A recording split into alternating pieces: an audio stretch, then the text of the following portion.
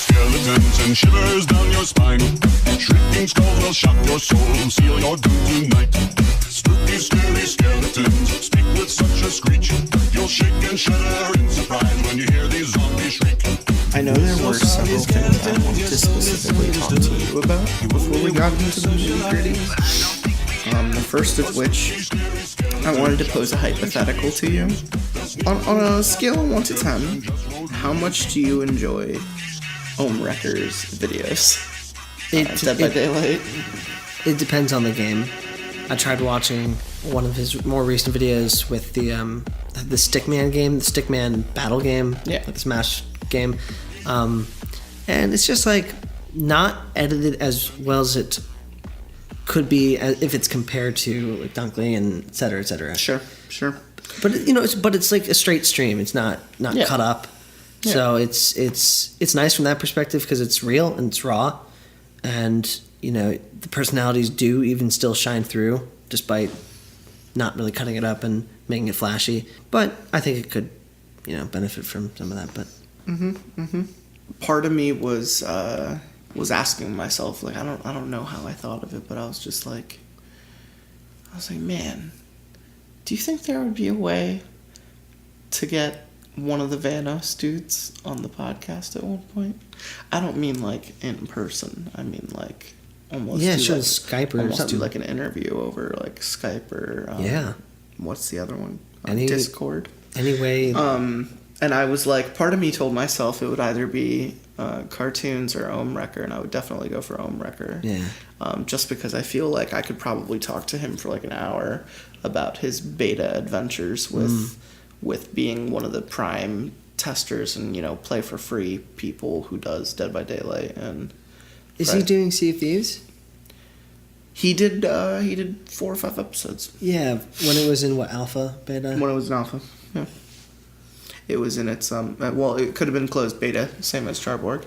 But I just think that, like, he probably has such a vast knowledge of horror video games, and I'd love to hear him, like, outside of a stream, just kind of talk about his shit. So part of me has been thinking a lot about, like, hey, maybe I should reach out and see if he would want to record on a...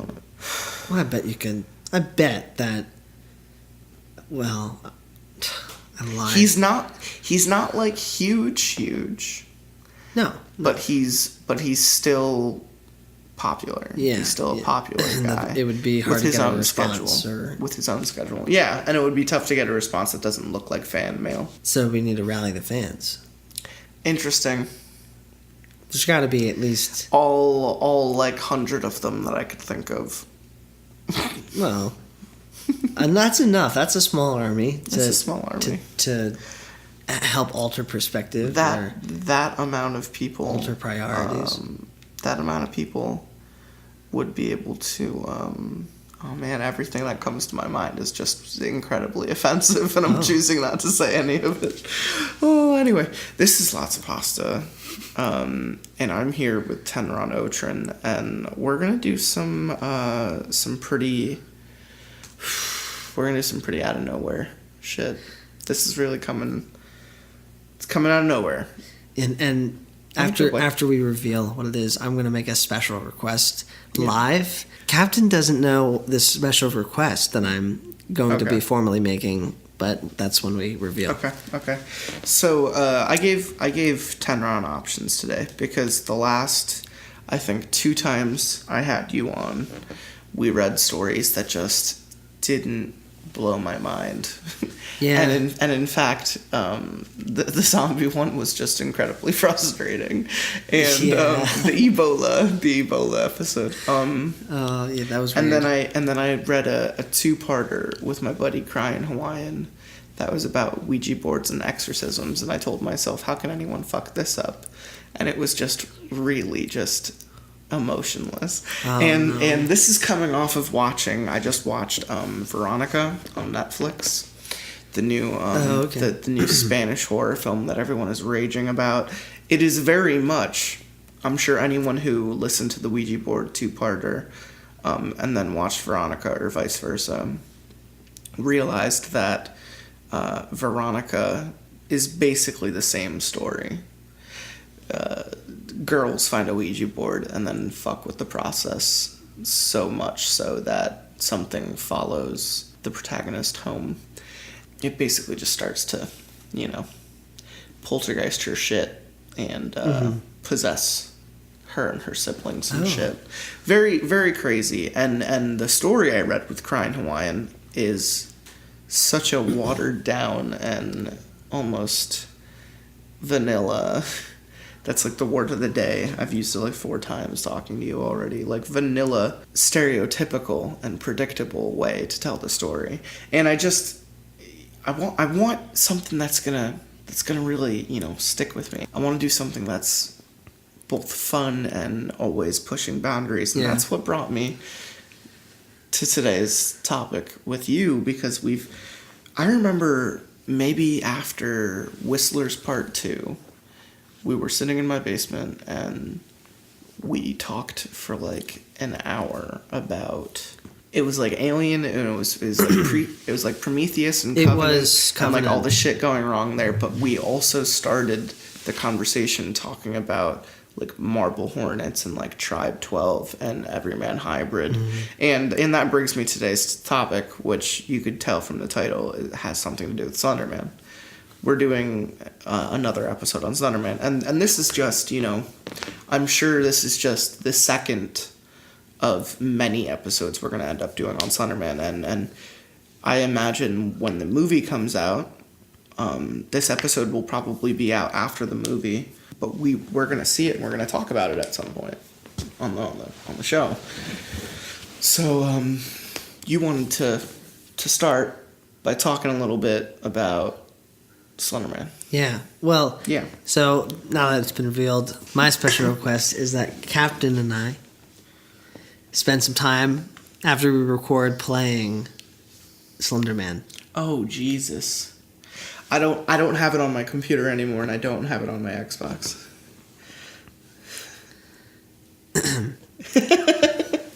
But I might find a way. We're gonna find. Actually, a way. No, what we could do is do the original version of Slenderman. Yeah, I could get like a crack online. Yeah, and download it to my Mac. Absolutely, we could actually do put it on the. Sure. Wow. I was I don't know if I told this story on the show or in episode. We're going to reference episode 16 a lot. You've listened to episode 16 several times. Episode 16 was with a different person. It was with Django. And I just think that each time I do a Slenderman episode, I'm going to have another person who feels strongly about Slenderman on each episode, because I know for a fact, Disco D, Gestalt, Crying Hawaiian, they're all about Slenderman. And that's just 3 of like the 22 people we have on the fucking show. So Tenron Otrin is here with me today, and we're gonna do another episode on Slenderman. My first experience with the game, the original, the OG game, was we're in my basement, and it's several people from the show. I think Mr. Skellybones, Terry the Tickler, a bunch of baby ducks, maybe Harold Heavy Hands or Disco D. I think Sir Blueberry was there, but we're sitting in my basement. It is pitch black, and you know how dark it can get down there. Yeah. It's probably not even 9 o'clock yet, but we're all down there, and we have this huge projector TV. One of the old ones with the staticky back projector, and it's like the size of your entire entertainment system now. And I hooked an HDMI up, ran it from my laptop to the TV, and all of us are just sitting like within 5 feet of this TV, but only one of us is on the floor. Out of like the 9 or 10 of us, only one of us is on the floor in front of the TV with their hands on the keyboard, following the TV from maybe 3 or 4 feet away, while everyone is behind them.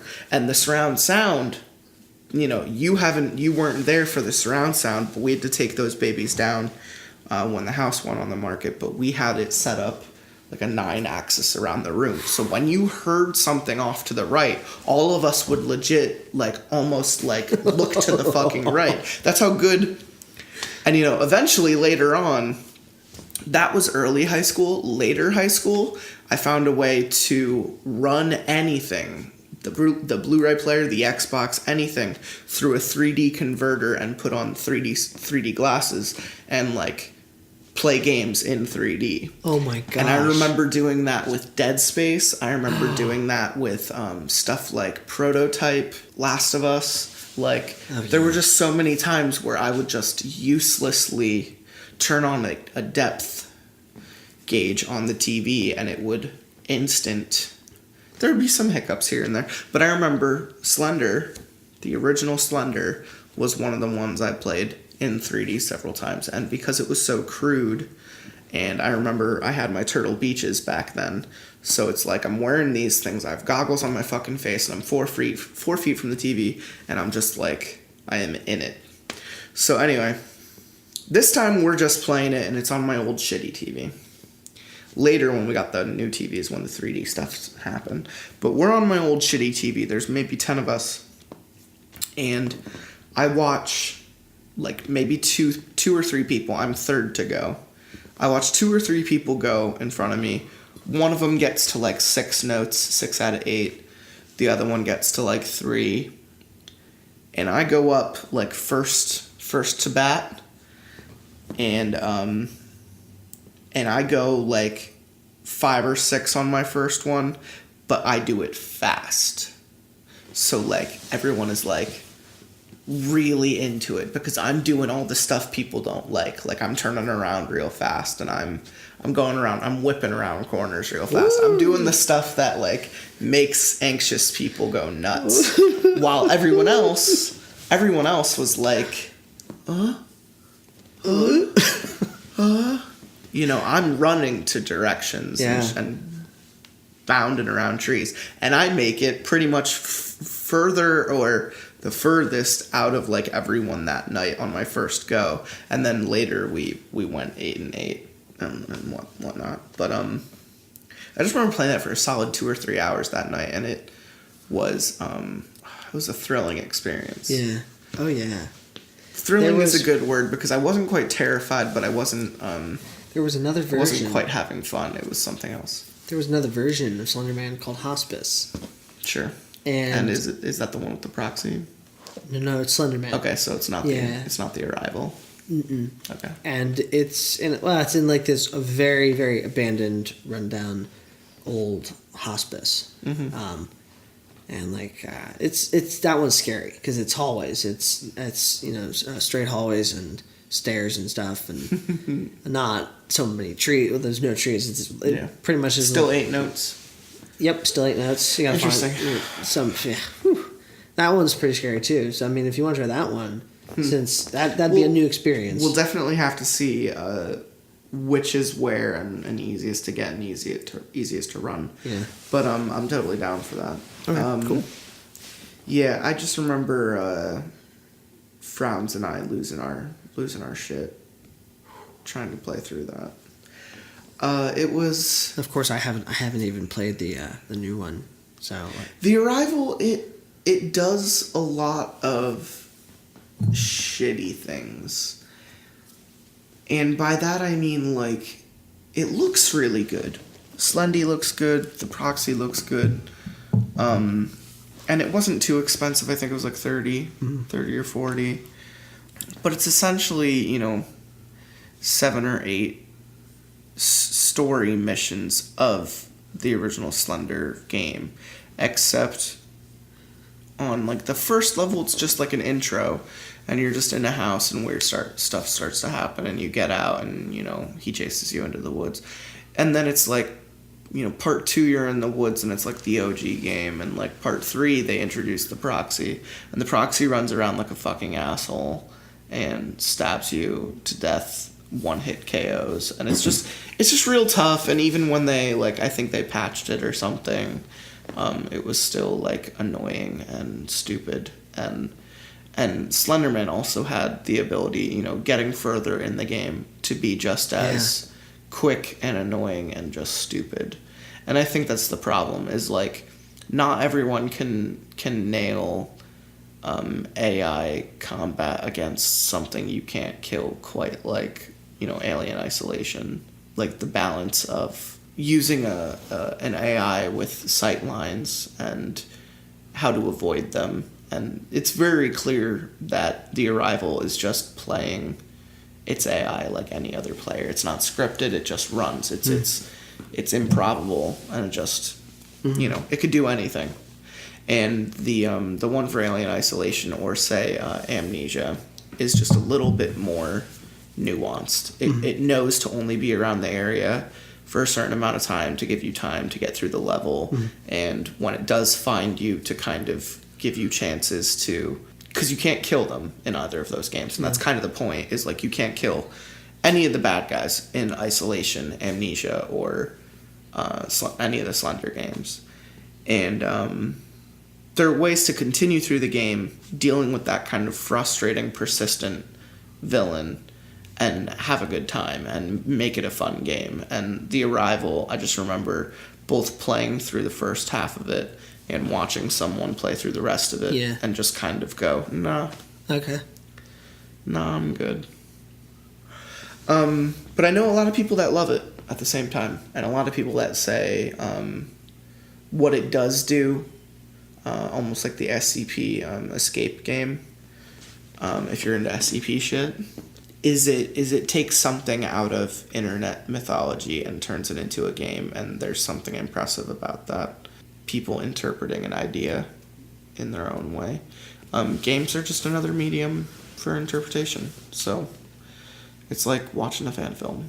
Just to bring it back a little bit, something that I remember hearing when everyone, just like with Five Nights at Freddy's, Slenderman, basically, the original Slender creator, when he was approached to make The Arrival, he said like a lot of things about what he wanted it to be, and like he wanted it to be almost completely opposite of what it ended up being. Interesting. And there was a lot of shit talking going on. You there. mean like it would have been a lot less, it would be a lot simpler of a design? Essentially, he wanted it to be more plot driven, almost like have you ever played Alien Isolation? No, I was gonna say like Welcome Home, or like oh my god, or like Dear Esther. No, jog my memory. Welcome Home. You're a girl who gets home to find that her sister isn't there, and you go around the house and you find like notes, and you find out that like your sister was like a closeted homosexual, and she's running off with a girl to the military, and they did some questionable things in the house, like Ouija board and sacrifice. Is it like a first there are person? darker undertones. Yeah, it's first person. First person. It's first person. Move around and then hit like memory points here and there. There was another game that there are several games like that, but yeah, they had all died, and they were like, it was like in England, in like the countryside of England, and that's the many lives of whatever. Hasn't. Well, anyway, we're getting way off topic. We're getting off topic, but yeah, no, he wanted it to be more of a narrative. He wanted it to be more of like a plot-driven experience, and essentially all it is the original game Slender in 7 different settings with a really bad AI chasing you around. Interesting. And there is no time to really, walk around and build your character, or he wanted it to be like Marble Hornets. He wanted to make a game of Marble Hornets. Sure. And unless you're making an ARG, that's just not going to happen. So, anyway, today we are reading some Slenderman bullshits. I guess shout out is this week at the time of recording this is this Friday. A Quiet Place comes out on Friday, and I think I might go see that tomorrow night. I'd go see it with you tomorrow night if you do. You want to go see A Quiet Place? Depends on what time you'd want to see it. I'd be back down here. We'll talk. I do really want to see it though. It looks really cool, and I love John Krasinski, and I love creature features. I'm a slut for creature features. Yeah. The trailer is good, but maybe that's a bad sign. No, there's a lot of early buzz from film fests for it, so okay. I believe the buzz. Like I loved The Ritual recently on Netflix. Really awesome creature feature. Really cool creature design, and I think that's all I really want. I want a seriously acted, like the actors buy into the shit that's going on, and they're not just phoning in their entire performance. And John Krasinski never really does that. Yeah. And I haven't really seen Blunt do that either. She's always pretty into it. It'll be the kids that make or break it. It will be the kids that make or break it, and if they're annoying and they die, then it'll be a good movie. So, like The Road. Anyway, so oh no. Well, in The Road, the parents died, but regardless, the kid made that movie. Oh no. We're reading Slenderman shit. We got to get back to Slendy. What's your gateway to Slendy? Marble Hornets. Pretty gateway, like how I got to it. Yeah, Slenderman. The easily most beautiful ex-girlfriend that I had when I was a sophomore. She was a senior. Ooh. Yeah. I did the freshman. I did the freshman, senior, freshman, junior, freshman, sophomore thing. Jeez. Good Lord. Until I was a senior, and then it was date the junior. Well, that's all right. Date the junior thing. Date however you want, You were dating a beautiful girl. Oh, yeah. And she like mentioned to me at some point, have you heard of Marble Hornets? And I hadn't heard of Slenderman before this. So I'm like, nope, I haven't. And she was like, you gotta watch it. It's really scary, but it's like really, really like a good story. So I began to watch it late at night on a weeknight. And I watched at that point, it was only the first 10 or 15 episodes released. It was back in, I don't know what years, like 2000. I was gonna say, this is like 2004, 2005. Later. No, yeah, it was 2008. Like 8. Yeah. I just remember in the origin of YouTube wasn't bought by Google yet. It wasn't this big thing. Marble Hornets was one of the biggest things of small YouTube when it wasn't the big G. Everyone just bought into it. It became this real thing. It became this living, breathing thing that people were developed in, and they read conversations and they followed forums and they basically played the ARG of Marble Hornets. And the fact that they did that and they were the first to do that, one of the coolest fucking things. Cemented them in history. Yeah. For being the best part of Slenderman, I think. A lot of people talk about the Something Awful forum. A lot of people are probably going to talk about the movie or the video game when they talk about Slenderman. But the real OG, the winner, the MVP, Marble Hornets of Slenderman lore. I haven't seen what's the other one called? Everyman Hybrid. Yes, and Tribe 12. I haven't seen either of those. Interesting. Tribe 12, if I remember correctly, Tribe 12 is about a guy doing a history project on his extended family. Ooh. And he's documenting it because his uncle's kind of nuts. Gotcha. And his uncle or grandfather or something starts to talk about this weird entity that's been kind of following him around since he got back from a war or, from the mainland, the homeland or something. There's a lot of Der Grossmann German shit going on. And it just, he devolves. The protagonist devolves and starts to see him and get freaked out. I like Everman Hybrid more because they kind of, they might not have invented proxy like Marble Hornets did, or the, what do they call it? Is it the conductor? No. They don't call him Slenderman in the man who watches? No, there's a name. Let me The Faceless Man? No. It's like conductor or something. I always fuck it up, but now I need to, because we're in another episode of Slenderman, I have to get it right. Operator. Remember, I think the reasoning for calling him the operator is almost the dial tone-esque quality of his meddling with things, like someone who's been on the other line the whole time. Yeah. Or someone who connects two things, two realities. I have to, before we dip into the actual story, do you have any cookies? I don't have any cookies. Fucking shit. God, Captain. Well, Captain. I had an ex-girlfriend I called Captain. Shit. Now it makes sense. It's just hard. And then the other one I have to talk about is Everyman Hybrid. Everyman Hybrid is real good. Yes. Everyman Hybrid is real good because it is 3 assholes filming almost like a workout routine over the course of the summer.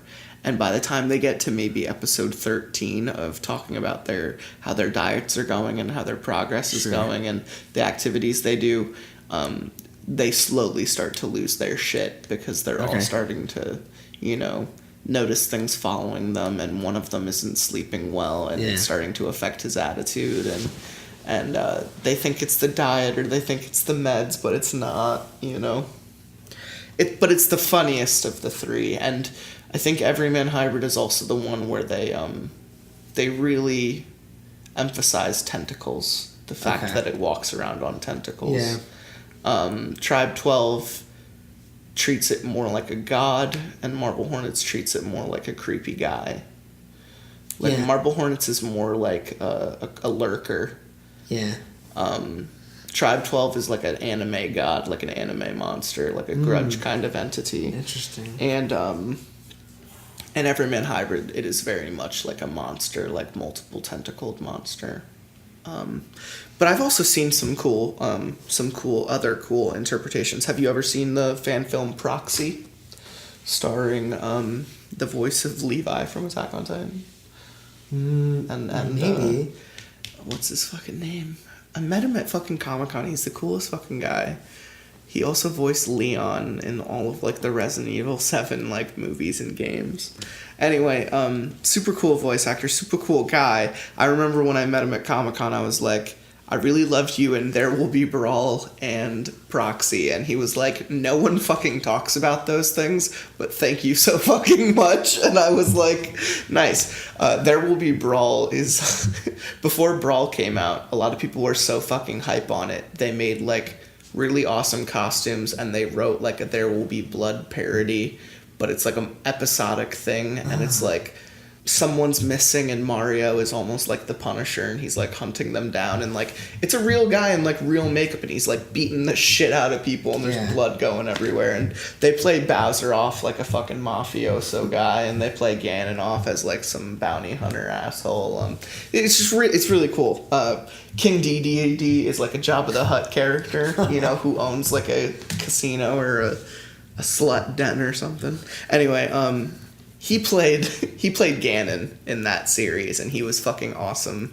And then he voiced Leon in the Resident Evil 4 and the movies, and then he voiced Levi in the Toonami American dub of Attack on Titan. So this guy was really cool. He did a fan film in like 2007 where they threw like a couple $1,000 budget at maybe a 15-minute long Slenderman film, and it is the coolest fucking thing I've ever seen. I gotta watch You've never seen that? No. Cool. So we're gonna watch that later.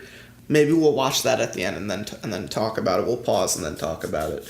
But that would be a really cool way to end the episode. Yeah. We're gonna read some stories first. Is there anything else you wanted to Slenderman talk about before we dive into the first story? No. Okay. This is from a new source, which is the reason why we're doing this. It's the first time it's first stuff I saw on this site. It literally said like top Slenderman stories, and I was like, I'm gonna go there. So I grabbed like everything. It's enough to do several episodes, and we're definitely gonna do more Slenderman episodes after this one. That's like a guarantee. But this website was called Graveyard Shift, which I kind of like winked at because that's the name of a Stephen King book where it's a series of short stories. So the fact that this website is called Graveyard Shift and they have all of these short stories, and I found so many about Slenderman, is really cool to me. But the first one we have is called Knock in the Night, and I don't like that. That makes me anxious.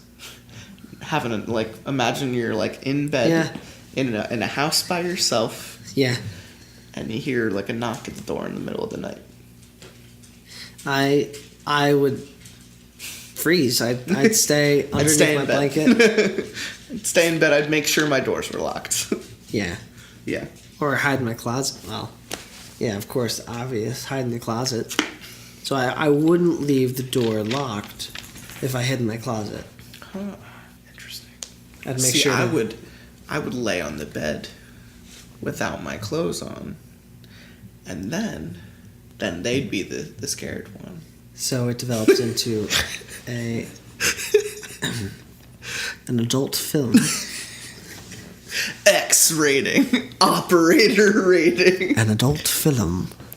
So this is going to be starring Captain Death, Tenron Otrin. This is going to be Tenron reading Knock in the Night. It is incredibly hot where I live during the summer. No one leaves the air-conditioned paradise that is their home unless they absolutely have to. Watching the news one night, the weatherman, speaking in his usual drone, informed us that there was a heat wave incoming and that it would be even hotter than it normally is over the weekend. It must be like Florida or Georgia or like Nevada. Oh, hell no, my husband says to me, clearly irritated. Well, why don't we go to my grandpa's cabin Friday night to avoid it? I replied. Well, sorry for the accent. Don't apologize. It could be a man and the man married. Sure. He definitely liked the idea. My grandfather gave us his permission to go up there for the weekend, just asking that we do a few things to help him keep it cleaned up and do some fire hazard reduction for him. We agreed, looking forward to a weekend alone and out of the heat. Thursday evening, we pick up the keys from him and pack up our truck to leave early in the morning. Friday morning, we're headed up there and stop in a small town at the base of the mountain to get some gas and snacks. We're standing outside the truck, eating push pops, waiting for the gas to pump when my husband smiles at me wryly. Don't you dare, I say, knowing full well what is about to come out of his mouth. He starts chuckling between licks of his push pop and whispers in my ear, Slenderman. Slendy is waiting for you up there. You're hilarious, I reply sarcastically. If only. If only. If only. You must carry Slenderman up the mountain, or else you will be cursed for all eternity. Would you be more scared of Slenderman appearing in the forest, or Madame Zeroni all the way? Okay, we reach the cabin and get the lights and water going. Take our bags and the groceries in. It's a little chilly, so I decide to grab some firewood from the back while he finishes unloading the truck. I stopped abruptly at the side of the house as I noticed some scratch marks. Long, thin, and going along the side like someone was dragging a rake almost while walking along. Oh, those weren't there the last time I was here.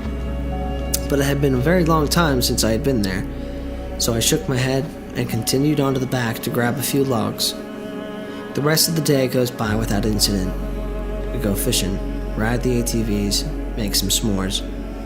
We're sitting comfortably, cuddling on the sofa, flipping through channels on whatever the rabbit ears on the TV would pick up, when we hear scratching and knocking along the side of the house. My husband must have felt me tense up because he immediately says, "It's probably rats." I look at him and say, "Are you fucking kidding me? Rats? No way." The sound suddenly stops. It doesn't start up again. So after an hour or so, we go to bed. The next morning, I go outside to grab more firewood. Curiosity gets the better of me, and I decide to go look on the side of the cabin where I heard the banging, and what I see immediately makes me want to puke. Sure, the sound was rats being nailed to the wall. There are half-eaten rat carcasses all over the wall, surrounded by those same scratch marks that I had seen the day before. That was enough for me. I started yelling for my husband to show him. "Whoa, that's messed up," he says when I show him. "I want to leave, like today. I don't want to stay another night." He makes another joke about Slenderman and tells me we'll be fine. If it makes you feel safer, we'll shut all the windows and door coverings. The cabin had those big wooden doors and window coverings. that lock to prevent anyone from breaking in while no one is there. I agree to this and say we'll stay another night. Oh. I'm just like, no. Oh. I'm just like, no. In this situation, rats nailed to the wall, scratches all over the cabin. No, One you more leave. night won't hurt. You leave. Yeah, you know, we paid for it. We gotta use it. You absolutely didn't. You're staying on your fucking uncle or grandpa's. Yeah, well, even more so. We're gonna take advantage of the freedom. Uncle, grandpa. Just before dusk, we lock everything up and barricade the front door. Mostly because I demanded it so I could sleep easily. Just as the night before, as we're sitting down watching some television, I hear the dragging, scratching, and knocking. I sit there petrified. My husband yells, "Stop it! Whoever you aren't funny." Just as he says that, the knocking intensifies and we hear a deep growling through the cracks in the wood. Puffs of breath say in a crackling, inhuman voice, "Come out to play with me."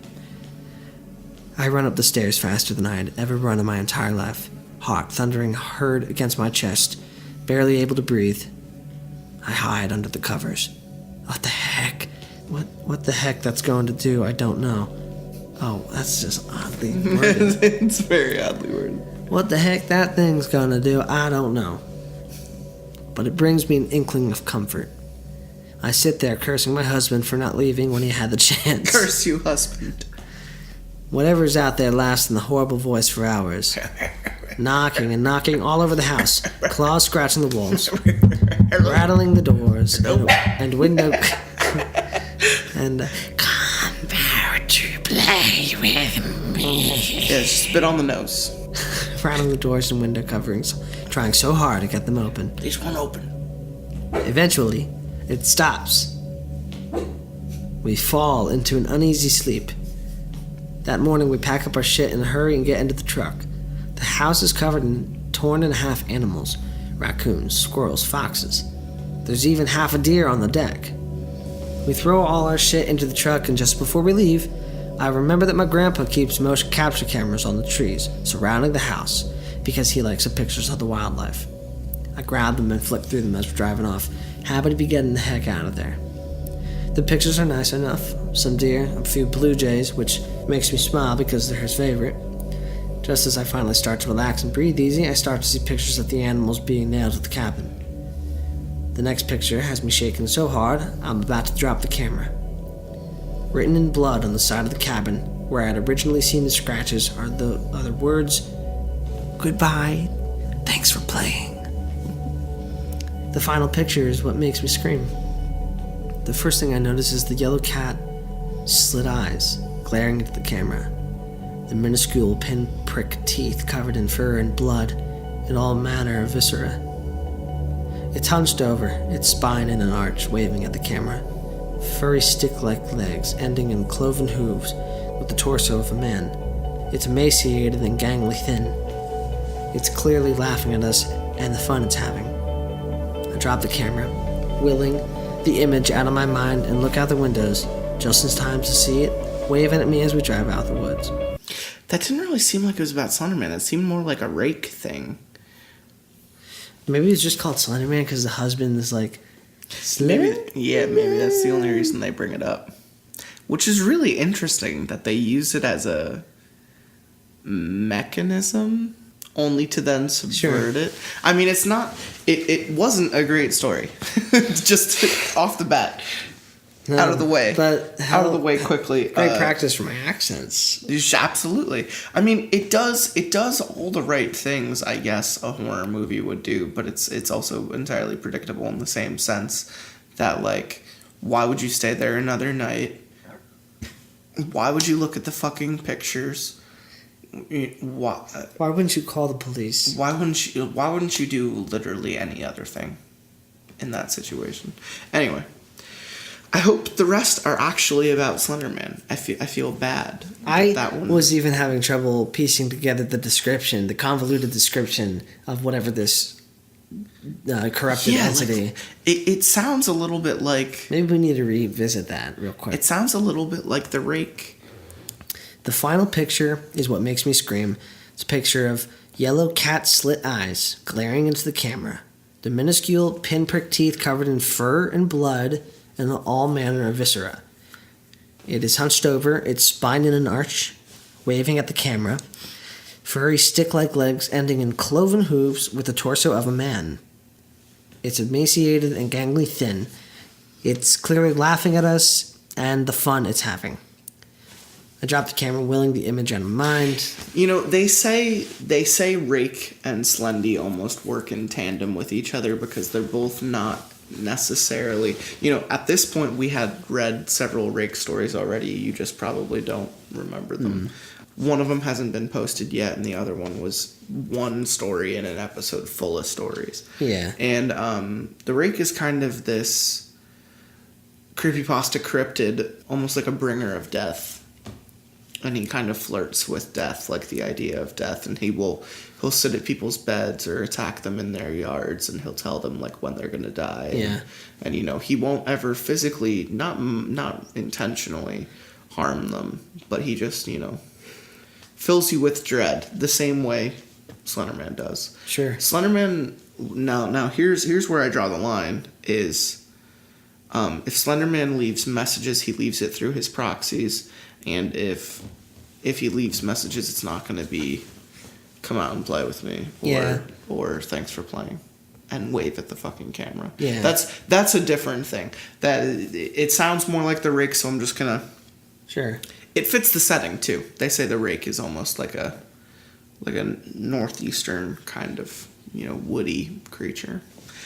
All right, let's hope this next one is actually about Slenderman. Yes. It would suck if all of these stories are misinterpreted as just mentioning Slenderman. If it's an absolute fail, sub the episode for stream of Slenderman. Yeah. The not Slenderman special. What lurks in the backwoods? It was the camping trip we had all been waiting for. Weeks of meticulous planning had ensured that we had nothing left to chance and that we would leave the city with nothing but confidence and excitement. Hoorah. Hoorah! It was a long weekend, meaning we had 3 nights to explore the seemingly endless expanse of beauty and nature that was Algonquin Park, Canada. 2 of my friends, Jeremy and Jacob, with a K, had booked us a camping site deep in the backwoods. Jacob, nestled right in the middle of the infinite amount of calm lakes and tall oak trees. Every variable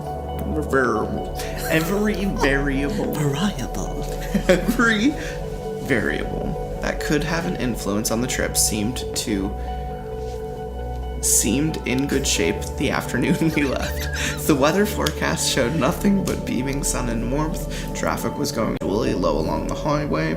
We had packed a variety of meals and snacks. This is the best part of camping. Just bringing all this shit with you. Oh, yeah. Just getting absolutely lost in the fucking woods and eat shit for 4 days. Hell yeah. And we had rested well the previous night, giving us the necessary energy to hike and portage across the 3 lakes that stood between us and our site. At 3 p.m., we packed our bags in Jacob's car and hit the road. There were 4 of us: Jeremy, Jacob, Mick, and Eli. Jacob is right. Eli and Mick myself. and Eli. Oh, they're all Jewish. Sons of Israel. It was the middle of the summer, so we figured we had until about 9 p.m. to get to our campsites before sundown. As we had to paddle across long lakes, as well as navigate some steep inclines and rocky terrain, we simply couldn't afford to get caught in the dark.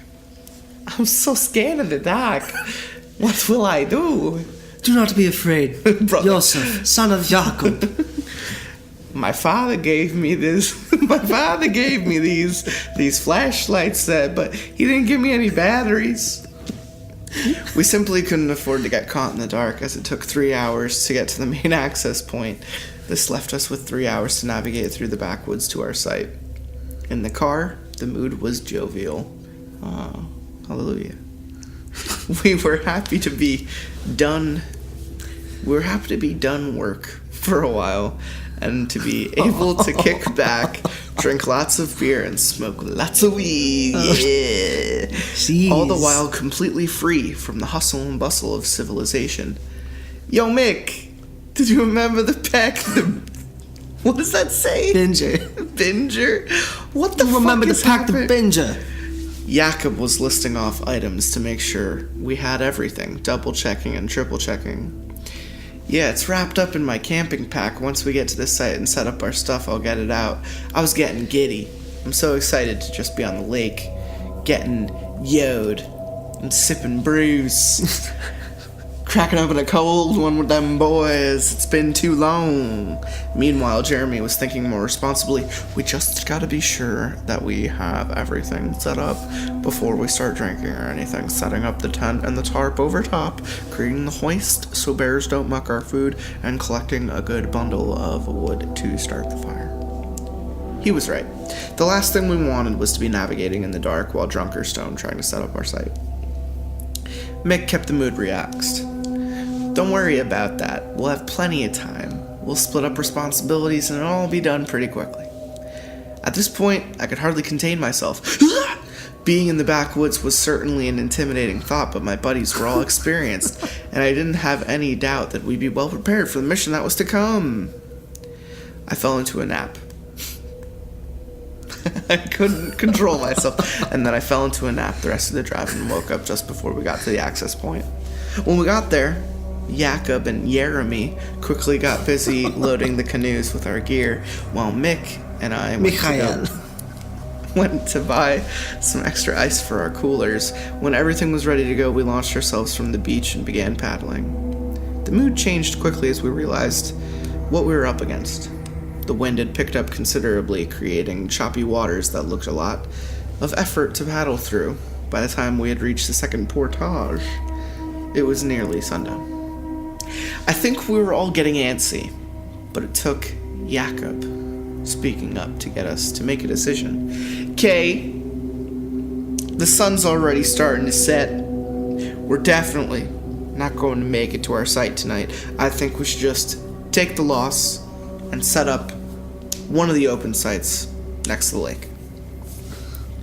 Jeremy was hesitant. "How do we know they're not all booked? Someone could show up and kick us out, and we really won't want to have to set up twice." I decided to intervene. "It could happen, but there's lots of sites on this lake. I'm with Jakob. I don't think we have a choice. We can't navigate in the dark." We all came to an agreement that we needed to find a site on the next lake, and fast. And how? Oddly enough, we began to paddle through the next lake when we noticed that every site was empty. Being a holiday weekend, this threw us off guard. Something seemed ominous to me. I let it slide. I just ignored it. Whatever, man. I attributed the lack of fellow campers to the unexpected high winds. They must have just delayed their trips until the waters calmed down. It was really windy today. It was. We found a good site and quickly jumped out of the canoes. Without a word being spoken, we split up and started to prepare for the night. Mick set up the hoist that would keep our food away from any lurking animals. Jeremy went further into the woods, chopped some firewood, and Jakob and I started to piece together the tent and tarp. 30 minutes later, we were ready to go. The hoist was prepared a safe height up from potential thieves. The fire was crackling with great intensity, and the tent and tarp were ready to provide shelter from our weary bones a few hours later.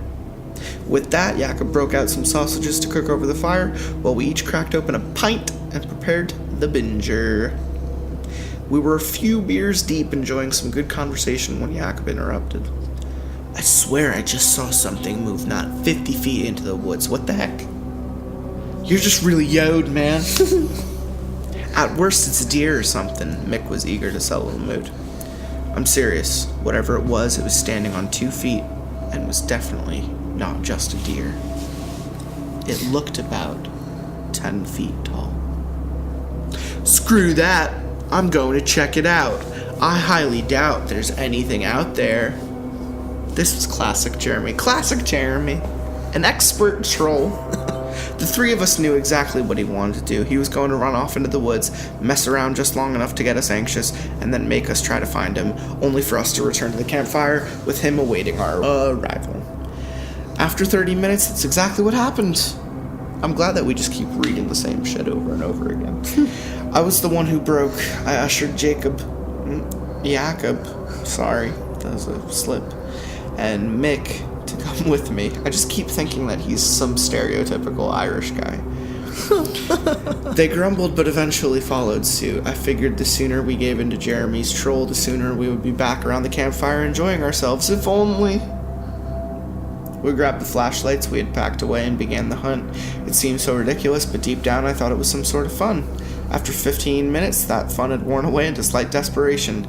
Guys, I don't think even Jeremy would put us through this much. Something's gone wrong. I think he got lost. Yo, Jeremy, are you yoked? What is with this shit? I've never heard that in my life. Whoever invented this, it never stuck. And if this is a Canada thing, stop. Yo, Jeremy, are you yod, bud? Yo, Jeremy, are you yod, bud? Eh? You yod, eh? I yelled, half-jokingly, trying not to get too scared. A few seconds after I had finished my sentence, a faint scream broke the silence. I'm not gonna lie, I was terrified. Someone say, at first I was afraid. I was petrified, thinking I can never live without you by my side. Or without Jeremy getting yod. I started trembling. We all looked at each other with grave concern before Jakob had decided he'd had enough. He's trolling us. He's probably laughing his rear off right now, thinking we're terrified. I'm not going to entertain it anymore. I'm going back to the fire. Soon enough he'll come back and he'll have learned that we aren't going to give in to his antics. Jakob was pretty clear about his intentions. Mick agreed. Didn't seem too interested in looking any further. I was so terrified that I just wanted to stay with the other guys. So we started back towards the fire, feeling slightly uneasy, but confident that Jeremy would come back in a short while. That's when I made the mistake of turning back and flashing my light into the deep dark woods. I saw it for only a split second before it dashed behind a tree, but it was unmistakable. Just as Jakob had described, whatever this thing was, it was freakishly tall. That, or we were actually both just yod. You're a little yod, aren't you? I was frozen. He's not feeding me, folks. I was frozen. I couldn't move. I flashed the light onto my arms to see nothing but goosebumps. My mind raced with every possibility, settling on the horror that Jeremy could be gone for good. Finally, I forced myself to speak up. Hold up. Hold up. I just saw something. I swear I'm not messing around. It was just as you described, Jakob. I keep wanting to say Jacob. Jakob. Tall. Really tall. What if it took Jeremy? This is dumb. I think we're all just drunk and high and in need of sleep. Jeremy is doing his thing and he'll come back soon. Like we said, he'll probably be back at the fire when we return. Mick was doing his best to keep us calm. If not for him and Jacob, I don't know whether we would have survived that night. When we got back to the fire, it had already died out. But that wasn't the worst part. There was no sign of Jeremy. When I realized he was still gone, my heart sank. I was torn. On one hand, I was fed up with Jeremy's troll, and I was glad he was fucking gone. And I hope he never comes back, and just wanted to sleep it all off and forget the night ever happened. On the other, I was truly terrified that whatever Jacob and I had seen took Jeremy and murdered him in cold blood. Honestly, I was ready to suggest getting in the canoe and never coming back. But I couldn't leave Jeremy like that, and we wouldn't be able to navigate in the dark anyway. So let's just get in the tent and try to get some rest. Jeremy has a flashlight and he knows how to get back here. It's only been an hour. He's probably up in a tree listening to music or something, and we'll come back after we fall asleep to freak us out. We'll laugh it off in the morning and have some breakfast. We've still got 2 days to explore and have a good time, so let's just try and relax. Jacob had clearly calmed down a lot, and his reassurance was convincing enough to get me, reluctantly, to agree. On the verge of tears, I joined Mick and Jacob in the tent and decided to try and fall asleep. I don't really know how, but I managed to doze off pretty quickly. I guess the combination of fear, stress, inebriation, and fatigue had taken its toll on me. If only I had been able to sleep through the night. I awoke to the sound of footsteps approaching. My heart started beating faster and faster, trying to remain calm. My immediate thought was that it was Jeremy. Finally back. Nonetheless, I gently poked Jacob's arm, which proved enough to wake him up. In his half-asleep state, he looked up at me. What?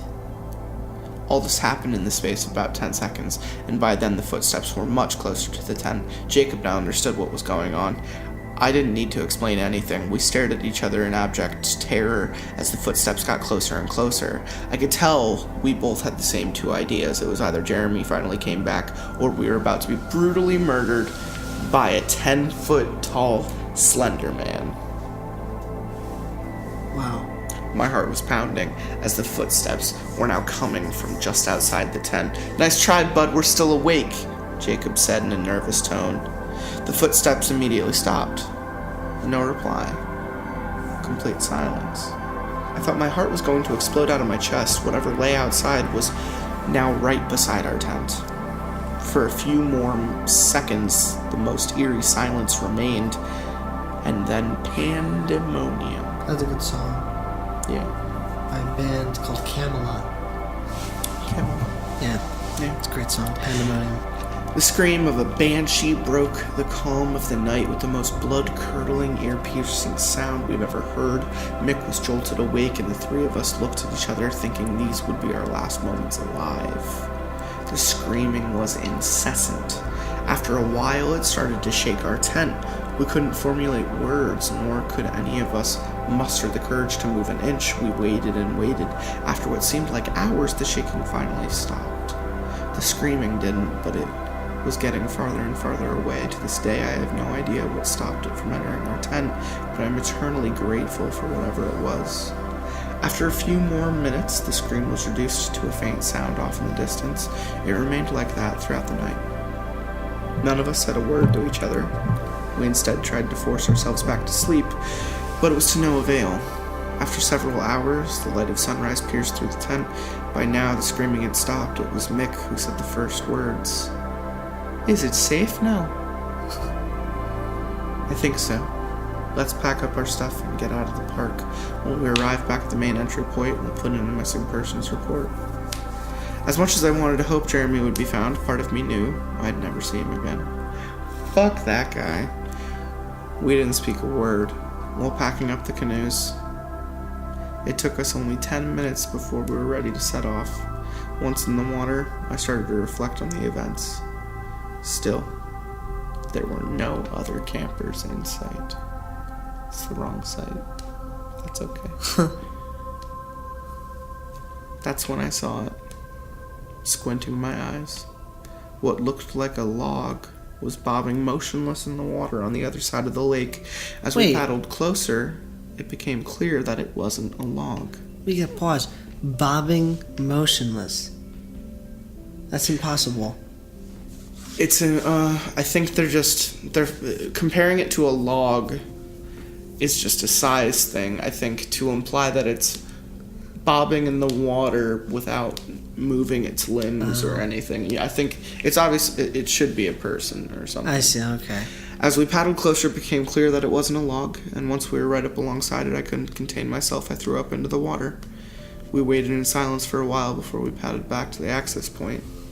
I will never go camping again. Okay, I feel they don't confirm it, but I'm under the impression that it's Jeremy. Yeah. Yeah. Probably. Which is the bobbing motionless thing. Is if a body drowned. is floating, but not moving, then it just kind of wades. Overall, the writing quality of these stories is not great, but they're doing the Slenderman things. Yeah. They're doing the main things that Slenderman is known for, which is, abducting younger people. Sure. Tossing their asses in lakes. This next one's called The Thing in the Yard. I'm not talking about my dog. My friend, Anna, called me and asked if I could take over a babysitting job for her. Anna had the lead in the school play, and she had to go to dress rehearsal. "I can't babysit," she moaned into the phone. Anna, "I can't babysit." She moaned properly into the phone. "They'll give away my part if I skip rehearsal." Anna and I both knew that the theater teacher, Mr. Olson, wouldn't actually give her part to someone else if she had missed rehearsal. Anna was overly dramatic about everything. I guess that's why she was cast. It's me, Mr. Olsen. So on the nose. What a disgusting, disgusting devil. Mr. Olsen should be arrested immediately. Anna's dream was to go to a nearby college that was well known for its TV radio program. The college had its own TV station, and Anna was convinced that if she could get a part in one of them, she would be discovered by a big Hollywood agent. I had never met the family that Anna was supposed to babysit for, but I agreed to take the job. The character, like the motivation for these protagonists. I don't know who I'm going to be babysitting for, but you owe me big time. But I'll tell you, you got it, mister. I may have received no information about this job, but you owe me big time. You owe me big time. I told her as she gave me the name, address, and phone number. The Callahans were new in town. They had a formal event to go to, and they needed someone to watch their 7-year-old daughter, Emma, for a few hours. Perfect. That's premium target for Slenderman. 7-year-old daughter, Emma, little girls, for a few hours. They were willing to pay me $50, and they promised to be home before midnight. $50, wow. Emma was a sweet little girl. She had curly blonde hair and big blue eyes. She was just learning to read, and after her parents left for the night, we settled in on the couch with a Junie B. Jones book. Emma was very adamant that I not help her in any way. Mommy says I have to sound it out, she said matter-of-factly. After finishing the book, I put Emma to bed, and then went back downstairs to watch TV. I found a nature documentary about meerkats. Hey, it was either meerkats or Kardashians. And started to watch.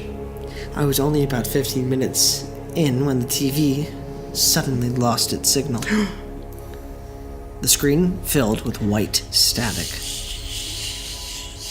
I was flipping confusedly through the channels when Emma came into the room, dragging along her blankie. There's a monster outside my room, she said in a small, shaky voice. Her face was pale, and I noticed that she was quivering. I turned and glanced out the window behind me. The waning moon was half hidden by clouds, but it was still light enough for me to see the backyard. The Callahan's backyard was large and bordered on a thickly wooded area. A knee-high stone fence separated the yard from the woods. There was a small plastic playhouse in the center of the yard. Something was standing next to it. This is a good one. I approve of this story. It stood on 2 legs, like a person, but seemed too tall and gangly. Its legs were abnormally long. I didn't get a good look at it, as it turned and darted into the woods, stepping over the fence as if it wasn't there. I didn't want to believe that I'd seen it. Heck, if Emma hadn't started screaming, I think I would have been able to convince myself that I just imagined it. I grabbed Emma, pulling her in close to me and trying to shush her. Shut the fuck up. My mind is racing. I really want a fajita right now. Hot veggies. Good carnita. Wrapped in a bun with some salsa. You're really hungry right now, aren't you? Oh, I'm such a pig. Captain. We'll get you some food after. Carnitas. Y pollo. My mind was racing. Andale. Arriba! But I knew one thing. I needed to call the police. Thank you. Great. The TV suddenly flipped back on. The screen showed Emma's empty bedroom. It was as if a camera had been set up outside her closed bedroom window. A low, gravelly voice spoke. Ooh. We are coming. That's cool. The voice was soft and raspy, as if whoever was speaking was just trying to whisper and shout at the same time.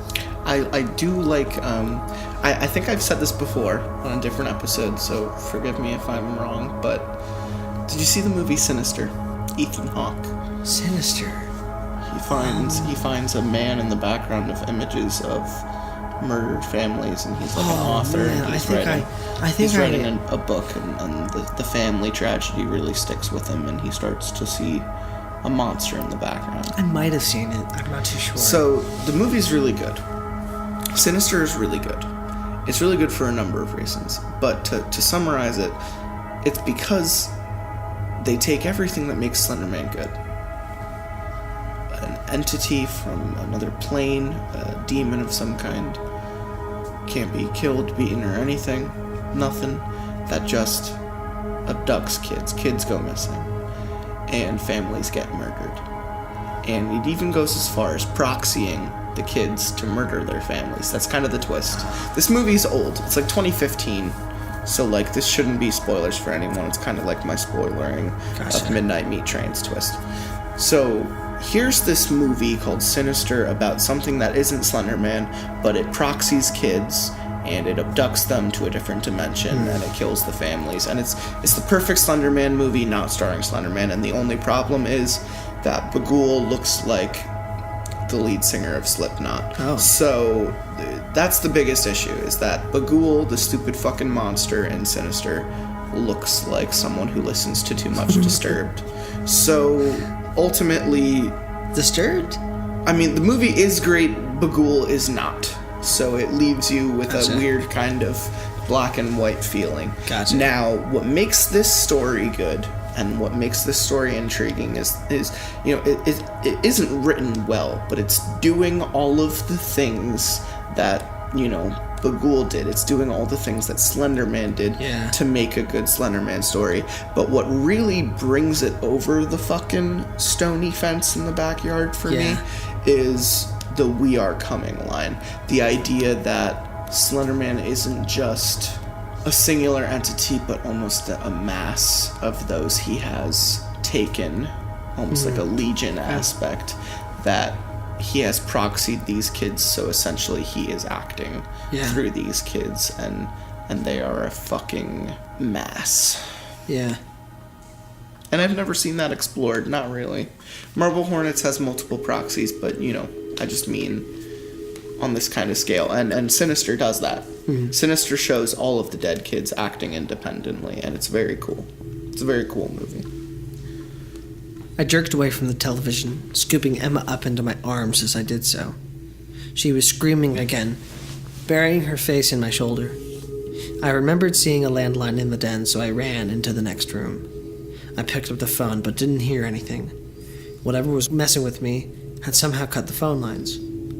Emma clung to me, pressing her face into my leg, screaming hysterically. Somehow, above Emma's shrill wails, I heard a faint tapping sound coming from behind me. I turned. The thing from the backyard was standing right outside the window. It had stooped down and was peering in through the window. Well, I think it was peering in. It didn't have a face. It had a blank, greenish-gray concave, as if its face had been removed out with an ice cream scoop.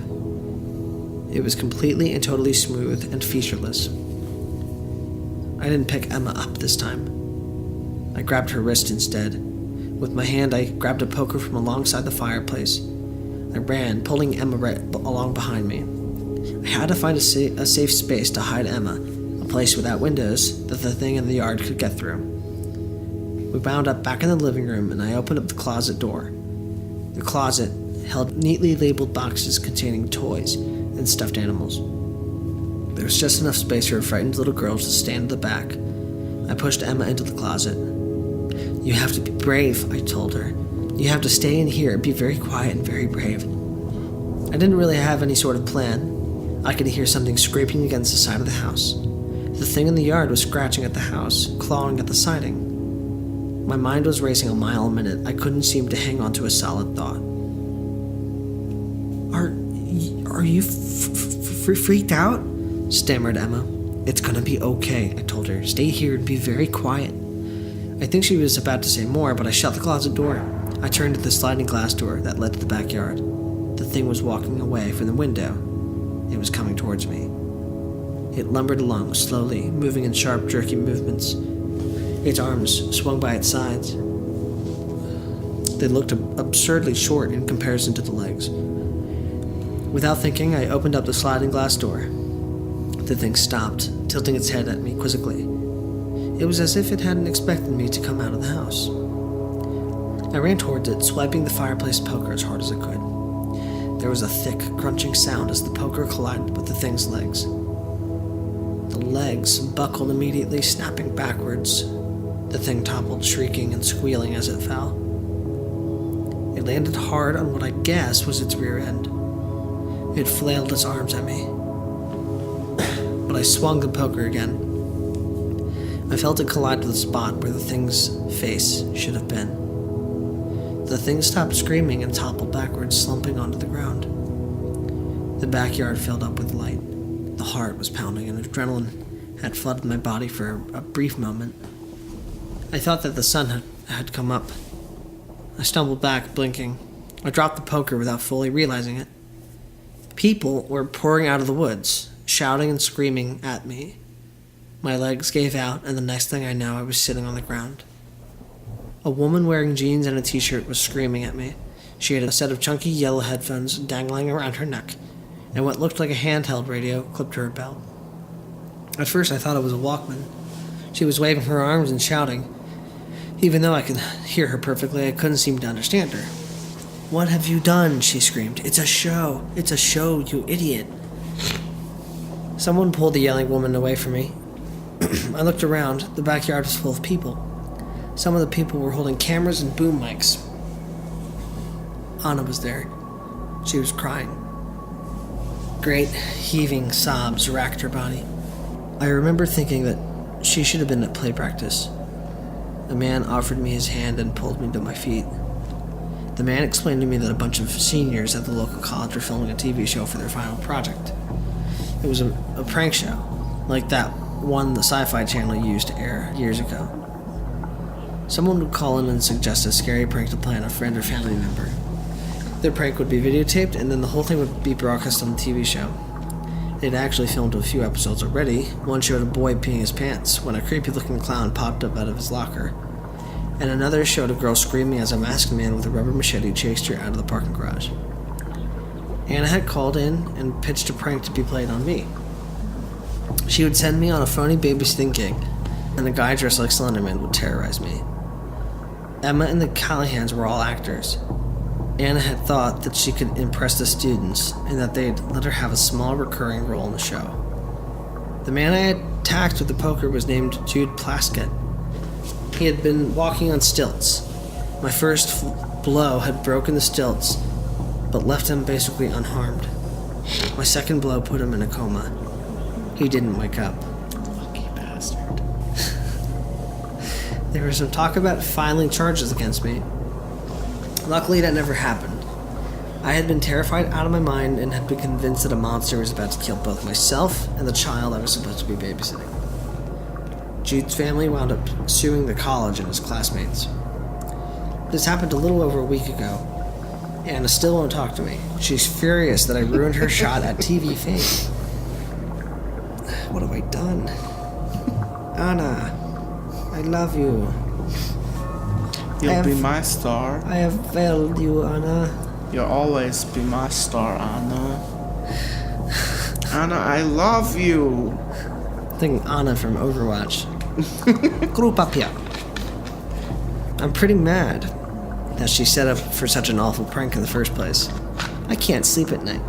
I keep thinking about the horrendous crunching sound that the poker made when it collided with Jude's face. Boom. And lately, I keep thinking that there's something in my backyard. I keep waking up to the sound of bushes and trees rustling, but when I go to the window, I don't see anything. I don't know what I keep expecting to see. I don't really want to. See, now I like that, and I like the idea of that, and I think I like it so much because it's self-aware, and I get it, and I understand that that's the twist, but there's something about Slenderman that kind of fits in. There's a myth. There's a mythical entity that Slenderman might be. It's the idea that if you believe in something enough, you could give it life. I just forget what the name of that being is called. I think it starts with a T. Mm-hmm.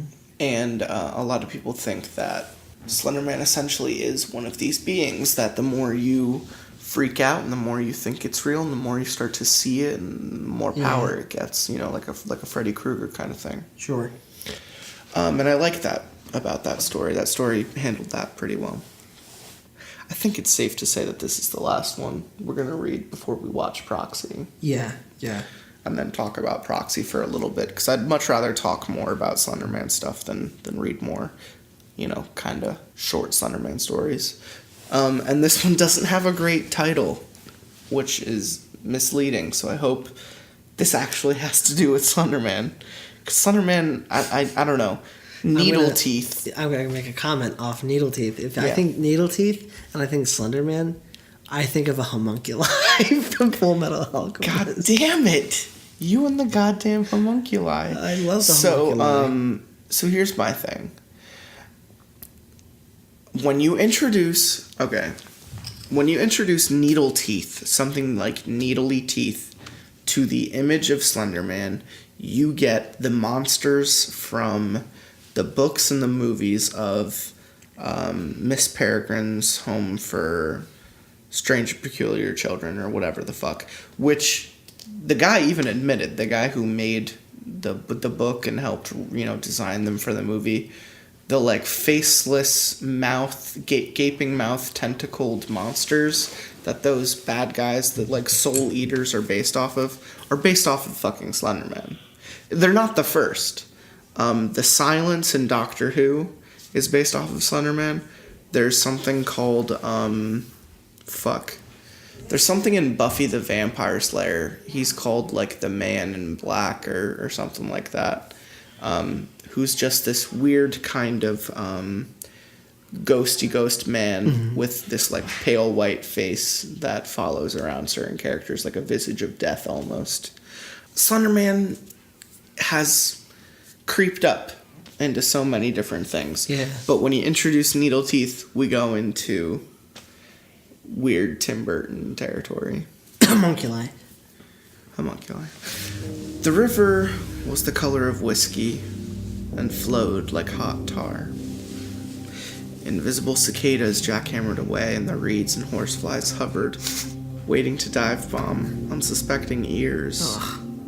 We'd been hiking for hours and only just came upon the ruins. The stone foundations of the cabins had weathered the years much better than their wooden bodies and now splintered furniture within them. We didn't trust the walls to hold, but the bonfire pit was in good enough shape for our purposes. The coolers we'd lugged all the way up here were set down, and the boys immediately started to brag about who was best at starting fires. This expedition was all Tyler's doing.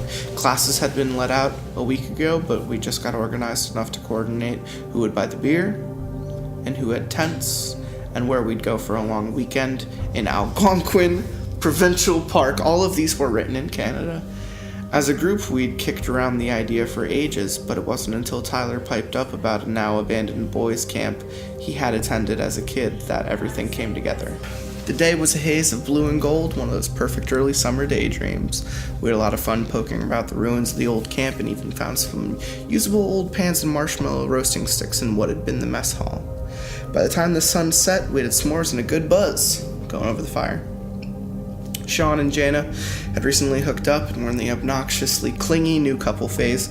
She sat in his lap and fed him bits of toasted marshmallow like he was a baby bird. Oh my god. Amy and Tamir had been together so long that somehow they spoke a language all their own of body movement and eyebrow raising. Tyler and I were the only unattached ones, and I think the others hoped this trip would push us together so we'd all be a group of couple friends. They didn't know yet that Tyler was gay. He'd only just come out to me in confidence, and so to deflect their pointed lines of questioning, I suggested a scary story contest. There were usual retellings. Hookman, Slenderman, Goat Man. All of these are good. The Hook guy from Scary Stories to Tell in the Dark, Slenderman from Something Awful, and Goat Man from 4chan. And then Tyler told us he had a true story. I used to go to camp here. A pause. A fresh beer cracked open. Do you know why this place got shut down? Jason Voorhees? Michael Myers? Cannibal Hillbillies? We were a bunch of jackasses. Tyler didn't go along with the joking. He looked ill, like a man in a confession booth making one last-ditch attempt to save his mortal soul. He shushed us and started over. 10 years ago... Don't lick your peener in front of guests. On my lap. On his lap, no less! You little toodle. 10 years ago, my parents sent me to camp here. The place was in a lot better shape then. It was great, actually. Everything a 10-year-old could ever want from a summer camp. There were 6 cabins and a mess hall and a big culture hall where we all sang camp songs and listened to lectures from forest rangers and stuff. That's where I met Brian. We weren't bunkmates, so it took a few days for us to bump into each other. He was a skinny asthmatic with big old Coke bottle glasses, the perfect picture of a nerd right out of an 80s sitcom, but we got along great. He broke off abruptly, and it took a bit of cajoling to get him going again. We figured he was pausing to buy time to come up with something. Brian Sweeney might have made it if he hadn't been such a chicken. The lake here was great and all, but the counselors knew how dangerous the water could be, so there was always someone on lifeguard duty, and there's nothing more alluring to a kid than the promise of unsupervised adventure. A bunch of the older kids found it, and it was top secret, but somehow Brian found out and he dragged me along to see. A few kilometers outside of camp, there was a place where the river was wide and deep, and in the middle there was a sort of rocky outcrop with some trees on it and an old tied rope to one of those trees. That's what the old campers had been using to get across. They weren't too happy when we showed up to gawk. They made us swear to secrecy on pain of death and then shoot us away. Tyler stopped here to go take a leak. We listened to the water of the lake lap against the shore and joked about skinny dipping later. Tyler came back and picked up the narrative. It was one of those stupid kid things. Suddenly the most important thing in the world to us was to get to that little island thing, like a quest. You know how kids get when you tell them they can't do something. We make plans to sneak out that night and swing across the river. We were both twiggy little insects. As soon as we got there, it was pretty clear that we'd have a hard time clinging to the rope long enough to make it. Instead, we built a bridge. It took us hours to do, and it wouldn't hold more than one of us at a time, but we were so damn proud of that dinky bridge. I went first. We had a fight about it, and Brian won. If the bridge collapsed, I was the stronger swimmer, so I was the one to test our construction. By now, I could tell that Brian hadn't just been a friend to Tyler. Something in his voice, when he said his name or a little smile, he'd gone first because he wanted to look good and show off in front of his crush. When I touched down on the other side, I couldn't help it. I jumped up and whooped in victory. I teased and taunted Brian until he joined me. The bridge dipped down in the middle and touched the water, and when it did, something moved down there. We could hardly see it in the moonlight, but it freaked Brian out, and he ran the rest of the way. I stood in front of him and looked over the edge. We booed Tyler for the false suspense, but it was clear he was pretty shaken up. You guys aren't going to believe me anyway, so I'll tell you. There was a face in the water. Well, sort of a face. Pale, with a big open mouth. Long, black hair. For a heartbeat, I thought it might be a dead body, but then it moved up at us. And we bolted. We screamed like little girls and scrambled up the biggest tree, which happened to be the one with the rope on it. The only reason we stopped climbing was because the branches got too small to hold our weight. We clung to each other and shook like leaves and strained to spot the thing again. It was like Jurassic Park. We figured if we kept quiet and didn't move, it might not see us. It was still mostly in the water.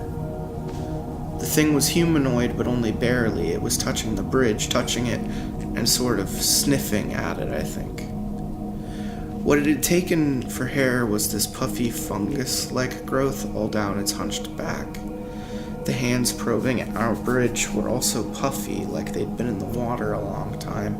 The fingers, weirdly long and thicker at the tips. But its face, Tamir, stirred the fire, and Jana snuggled even closer to Sean, if that were possible. It had no eyes. They just weren't there. The skin was all smooth, over the dents, but if it had eye sockets, they were empty. No nose either. Just these slanted slits and the mouth. It was round, like a suckerfish, full of slender, pointed needle teeth. We could see the mouth dilating and contracting like it was breathing hard, and it looked up. It looked right at us without eyes. It wanted us, and it wasn't going to go away. We waited. We were like rabbits pinned by the gaze of a hawk, prey. We knew we weren't getting out of that tree. The older kids might come back later, or they might not. We were too far away from the camp to scream for help. We were completely alone, just us and this monster. Brian wanted to wait until help came, but I knew we couldn't. What if it got impatient and decided to come up after us? We had the rope. We had a way out. One way or another. We argued in whispers while the needle teeth thing paced the water below. We decided I should go first. We'd seen the older kids do it. How hard could it be? All you had to do was hold on and let go when the timing was right. We moved slowly down the branches, and the non-eyes of the needle teeth watched us the whole way. I'd have to hold high up on the rope to stay out of its reach. The landing site on the other side was muddy and worn down. It wouldn't be too hard to hit, like jumping from a swing on the playground. In my nightmares, I'm back there waiting to swing, just frozen. And in my nightmares, I could never do it. I could never let go. But Brian pushed me. I guess he knew I needed the extra momentum. It was quick. Letting go was the hard part. The mud was cold and harder than I thought it would be, and I scraped up my leg pretty good, but I made it, and needle teeth didn't come after me. It was watching Brian. I don't know what happened, but he couldn't do it. He made the swing, but he couldn't let go of the rope, and it started swinging back the other way, and I tried to grab him, but I couldn't. I couldn't grab him, and there was a splash, and Brian was gone. Nothing but ripples. I waited and waited for him to come up, but he never did. Tyler stood up abruptly and threw more wood on the fire. This time, we didn't goad him into continuing. I told a counselor as soon as I got back. I don't know how he understood me, all hysterical and crying and snotty. He rang his big brass emergency bell, and all the other counselors came out and organized a search party, treated it like Brian had drowned, like he'd just drowned instead of being taken. They looked for 2 days, and then one of the kids snitched to their parents, and a reporter came and dragged up all this nasty history about the camp, and we all went home 2 weeks early, and the camp never reopened. The end, I guess. By now we knew it wasn't just a story, this had happened. Whether or not some of the details were made up, Tyler had probably watched his friend drown, and then 10 years later, he'd brought us all up here. Why? I couldn't wrap my head around it. To confess, to confront the trauma with a few years of perspective, maybe to prove himself that this place didn't have a hold of him anymore. He'd made it out. He'd made it over the river. We slept under the stars that night, where the others slept. I'm not sure Tyler did. I'm pretty sure he sat awake all night watching the lake and hearing the slap of the water hitting the shore. Interesting ending. Felt like there was more setup there. Yeah, it seems abruptly cut off. I'll take it. I still liked it a lot. I liked it a lot because it was well written. Childhood trauma is kind of where I went with writing my story at the end of episode 16, and it's just like it's the easiest to relate to Slenderman, at least. And I don't know if I'd necessarily put that thing in the same camp as Slenderman, but much like the first story, it seems like something off Slenderman, something inspired by Slenderman, and that's enough. That's good enough for me in this case. You get rid of the suckerfish mouth, or the what I kept imagining was one of the Dementors from Harry Potter. You get rid of that, and you kind of have this Slenderman looking thing, which is cool enough. Before we end the episode, I think we're gonna watch Proxy, which is 9 minutes long, and then we'll come back and we'll record a quick reaction to it and maybe send some more people this way. Yeah. Just so that it gets more attention, because I think it's probably the best or the most fun adaptation. And I think to follow it up, have you seen the trailers for the new movie? Yeah, we'll watch those too, and we'll compare and contrast. It'll be a nice little conversation, nice little end piece. Okay, so we watched the Slenderman trailer for the new Screen Gems Sony movie, and we watched Proxy. What are your thoughts on Proxy? Based off the newest game, yeah, it's pretty good. I always found that actor really likable. Yeah. And for a 9-minute film, it's not terrible. I thought maybe my expectation was they were going to utilize more, I guess, the significant other as a tool for dramatic effect. But she was kind of like scarcely used, just when it was like necessary to progress the plot. Sure. There's only so much you could do. Being specific with who he is, outside of the growing insanity. Mm-hmm. But I mean, he did really well. I mean, for a 9-minute little film, it captures a lot of what makes Slenderman so good. I like the I think jump scares, when used properly, can be fun or good, and I think this is an example of them being used in good nature. And I think to an extent, except for the I see you Bagul moment at the end of Sinister, I think Sinister uses jump scares to similar effect, almost like a lingering uneasiness that it's not so much the jump that gets you, it's the fact that you continue looking at it. Yeah, I remember watching that around the time of the release of the original game and thinking it was just incredibly well done, and it stuck with me as being almost like a budget-worthy attempt at doing like a movie. Yeah. And then, close to 10 years pass, and the first movie trailer comes out this last year, and we're all just kind of looking at it like, I mean, I like most of it, I just don't like a lot of the stupid imagery that we've seen from 1,000 other horror films. Oh, yeah. Maggots and long hair and J-horror shit and twitchy heads and twitchy movement. Like, no. Like, stop. Please, stop. Slenderman is literally just a being that watches you from a far distance. The beginning and the end of the trailer are great because it's the uneasiness of not seeing what's lurking in the trees and what's in the shadows and why the shadows grow so abnormally and why mist and clouds seem to roll in at uneven times. And like, I like that, and I like the proxy-ish nature that he has on people. Clearly the Slenderman movie that they're making is based off of the trauma that we talked about with HBO's documentary Beware the Slenderman. About the girls who killed that essentially proxying themselves and sacrificing trying to kill a third girl to sacrifice to Slenderman. So it's like the movie is gonna go there. The movie is gonna go to proxying. The movie is gonna go to kids killing themselves to get out of Slenderman's grasp. Like, it's gonna go several places, but what I want the most is to stay away from the kind of horror we've already seen. What we're used to. What makes Slenderman good is that he's not like most monsters, and he's not like most creatures, and I don't think the most terrifying part of Slenderman is not knowing his intent. Lacking a face just hides intent, and that's the scariest part of all. You can't tell where it's looking or what it's thinking. And minimal body language.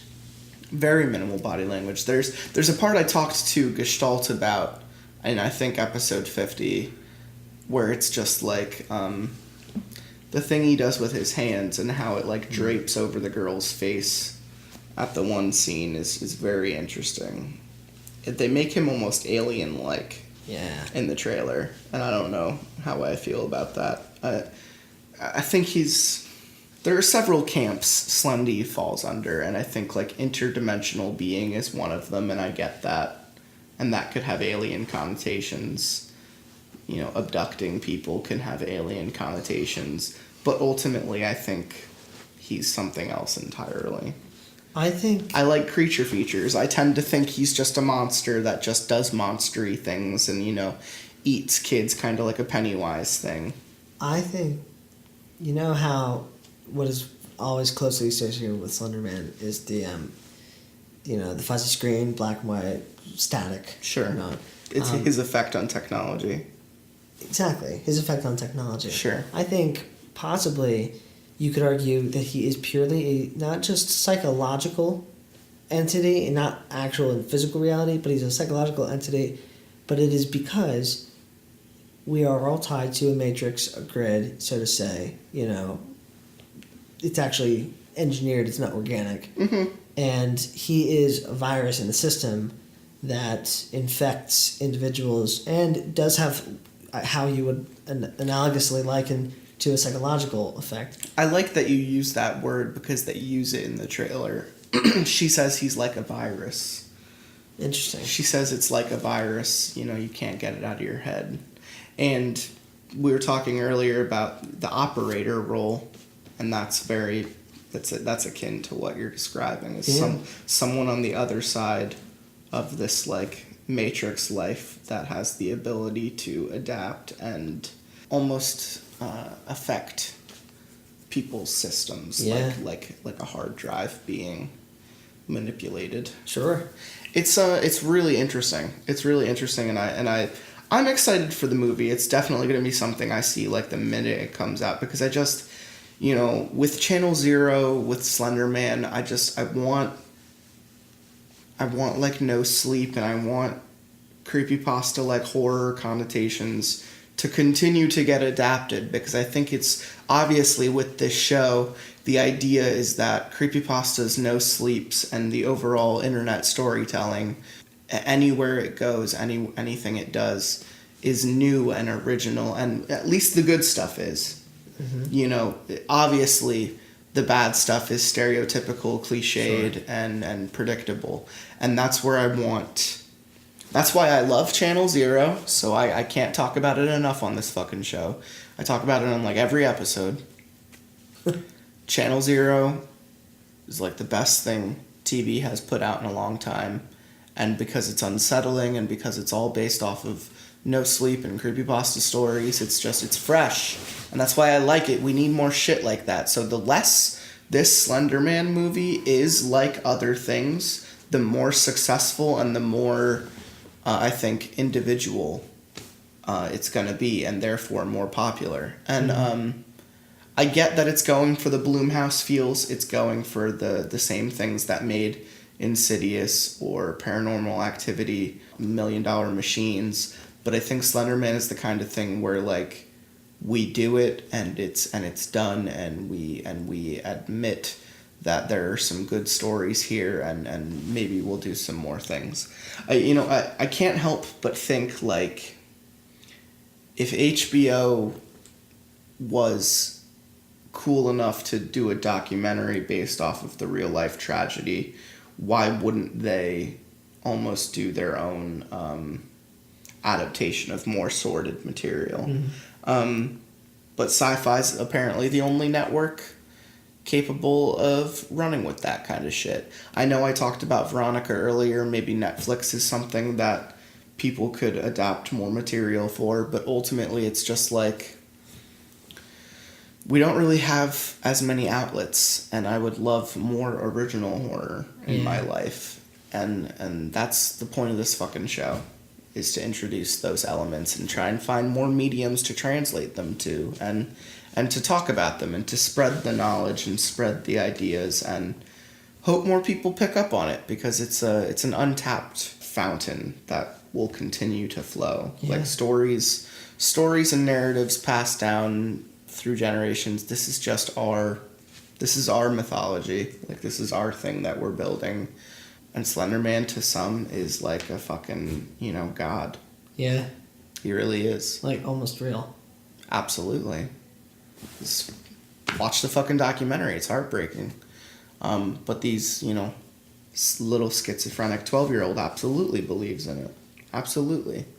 much like this podcast, I watched Last Podcast on the Left read some creepypastas.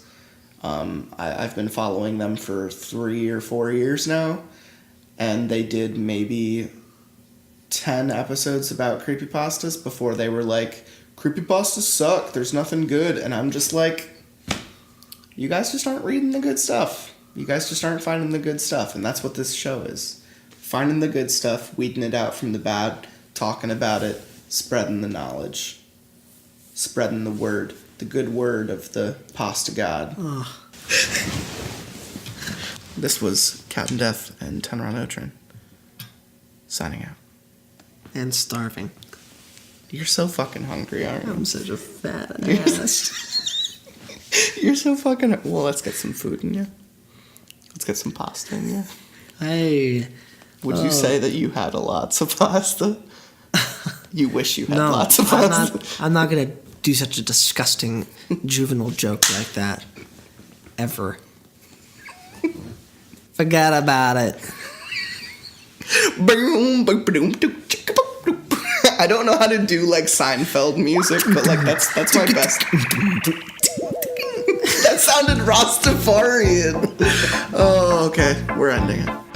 2 to the 1, 1 to the 3. I like good pussy and I like good trees. Smoke so much weed you wouldn't believe, and I get more ass than a toilet seat. 3 to the 1, 1 to the 3. I met a bad bitch last night in the D. Let me tell you how I made her leave with me. Conversation and